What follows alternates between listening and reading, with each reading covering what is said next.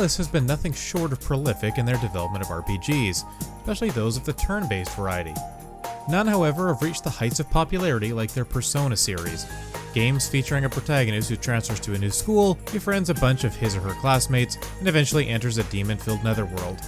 For some, that may have been their typical high school experience, but it's uncanny how well Persona 4 simulates the life of a 16 or 17-year-old student. The combat, story, music, and gameplay are all excellent in their own right, but it's the cast and residents of Inaba, the game's setting, that truly make it golden. Golden, sure. Timeless, though? I had known since the original PlayStation 2 release of Persona 4 that it was a highly regarded title. The PlayStation Vita remake that added Golden to the title, in addition to major content and gameplay changes, really put the game on my radar.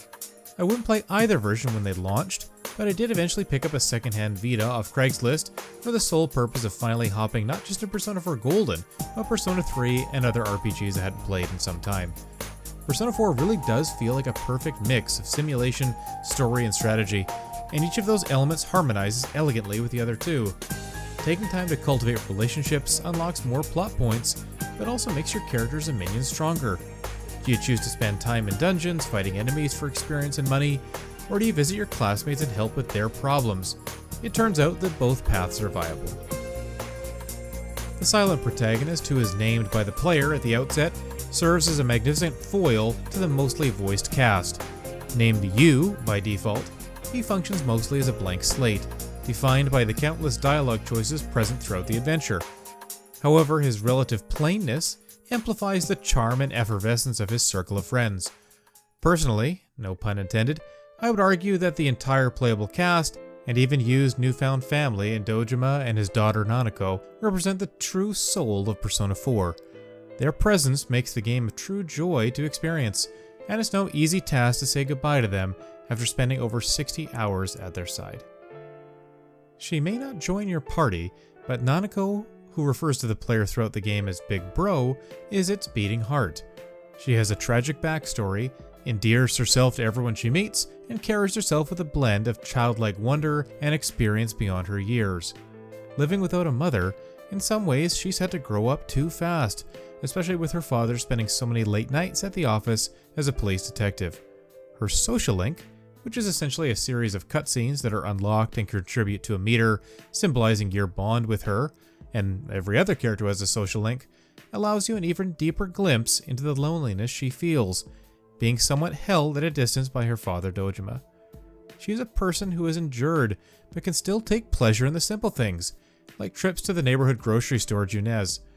I love her, and I can readily admit that replaying Persona 4 after becoming a father myself has made me even more sympathetic to her situation and galvanized towards making her happy. Nanako doesn't fight alongside you though. Yosuke, your punching bag of a partner, does, and although he may not be a crowd favorite, his dedication to the team and to you is laudable.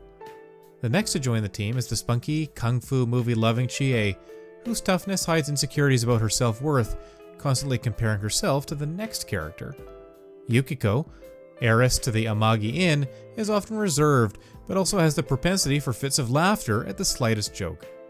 Kanji arrives on the scene as an apparent bully or misfit, but his journey of self-discovery reveals an inner struggle between who he wants to be and how he will be perceived as a result. The penultimate member of the squad is former idol Rize, who has to come to terms with leaving the fame and spotlight while simultaneously attempting to fit in at a new school and avoid being recognized as her alter ego Risette. And finally, there's Naoto, both a detective prince and a walking paradox of mature and naive. Every one of these characters contributes to the overall narrative in meaningful ways, while also bringing satisfying and engaging individual tales of their own. If you're thinking that I forgot about Teddy, I wouldn't dream of it. Instead, I'm singling him out for being an impossible mixture of dopey, innocent, horny, and rambunctious. I absolutely adore him, and I actually feel disappointed when he doesn't make what I would consider to be obvious bear-related puns. His attachment to Nanako, among the other characters, thoroughly humanizes him, and it's hard to imagine Persona 4 having the 1-2 punch of emotional weight and weirdness it does without its mascot character, who Yosuke ironically turns into Junez's own mascot. It's always a delight when the dialogue of a lengthy RPG is buoyed by voice acting, let alone the work of Persona 4's superb cast. Each one seems an impeccable fit and unceasingly brings the town of Inaba and its inhabitants to life. The writing and localization further add to the realism, giving the actors a solid foundation to work with. And again, it's the silence of the protagonist that allows the voices of his friend and family to resonate even more poignantly. Even though the player character's dialogue is voiceless, the reactions to it are resounding. The emotion in Rize's voice, the excitement in Chie's, or the exuberance in Teddy's. You'd be doing yourself a disservice to play the game without audio. And that brings me to my next topic. The outstanding soundtrack. Persona 4's music is among the best I've ever heard, and it's incredibly well suited to listening outside of the game. Composed by series staple Shoji Meguro, among others, this soundtrack absolutely soars and adds a flair and vitality to an experience already filled with both. The upbeat jazz and memorable notes sung by vocalist Shihoko Harada come together in a tidal wave of nostalgia-inducing harmony. I'm not lying when I say that the in-game winter season's theme, Snowflakes, has the power to bring a tear to my eye, seemingly at any time of day. It's absolutely beyond compare. Leaving any real mention of the story and combat of Persona 4 to this point is not to be taken as a slight against either. Instead, for me, they are just somewhat overshadowed, that pun is intended, by the elements I've already discussed. The mystery at the heart of it all is compelling, and will certainly catch players by surprise. The structure of weaving everyday school life with rescuing people from a nefarious world hidden inside a TV turns out to be a winning combination, even if the former seems to dominate much of the game's runtime. Final exams take up multiple in-game days, with no option to explore or converse with classmates after each day's academics are through. This seems an effective parallel to one's real-life school experience. Exams can be draining, both mentally and physically. We don't always feel like hanging out or playing sports after a day filled with essay writing and multiple-choice questions. Even after finishing the game multiple times, I continue to be impressed with the way in which Persona 4 has the power to transport me back to my own high school and college days. And few video games have taken a fully formed and comprehensive in-game calendar and made it so engaging. That is to say, it's at worst stress-inducing and at best a careful planner's dream. At last, we arrive at the combat, which on the surface is a standard turn-based affair where characters act according to a set order that doesn't change during battles. On the plus side, this consistency allows for effective strategizing. Of your 4-member party, one can attack, one can cast a healing spell, one can use an item, one can guard to protect their weak spot from the enemy's attack. While the dungeons are fairly simple, the core mechanic of Personas sees each character assigned a single demon that bestows powers upon them, with the main character able to acquire new ones after combat or through a demonic alchemy of sorts. All of this represents another layer of depth within an already multifaceted game. Fusing personas to create stronger ones actually connects with the aforementioned social link system.